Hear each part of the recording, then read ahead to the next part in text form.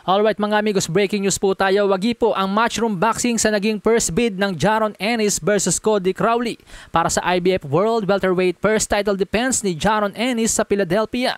Ayon sa report, sa halagang $3.9 million po nakuha ng matchroom. Hinigitan ang bid ng TGB Promotions na $2 million. Dahil sa 85-15 ang siyang magiging hatian sa laban, lumalabas po mga amigos na $3,315,000 po ang kikitain ni Jaron Boots Ennis, habang $585,000 naman po para kay Cody Crowley. Si Cody Crowley po mga amigos ay isa pong undefeated challenger, may kartadang 22-0 with 9 knockouts, habang si Jaron Ennis naman ay may kartadang 31-0 with 28 knockouts. Sa iba pang balita mga amigos, maganda na, mas pinaganda pa ang sagupaang Terence Bud Crawford at WBA World Super Welterweight Champion Israel Madrimov.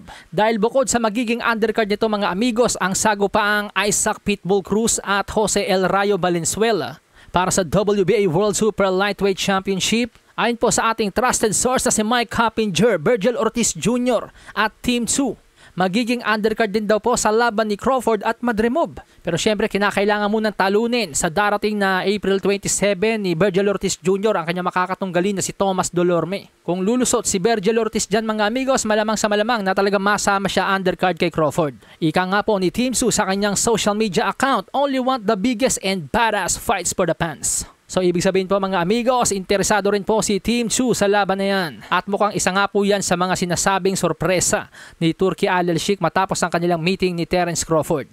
So ang tindi po pala talaga ng undercard na pinaplano nitong si Turki Al Sheikh mga amigos. Dahil meron ka ng Isaac Pitbull Cruz versus Jose El Rayo Valenzuela, meron ka pang Andy Ruiz Jr. versus Jarrell Miller, Leo Santa Cruz versus Abner Mares third fight, tapos ngayon dinagdagan pa ng Virgil Ortiz Jr. versus Team Chu. At ang sagupaan nga po mga amigos ay hindi po gaganapin sa Saudi. First event po ito ni Turki Al Sheikh na gaganapin sa Amerika.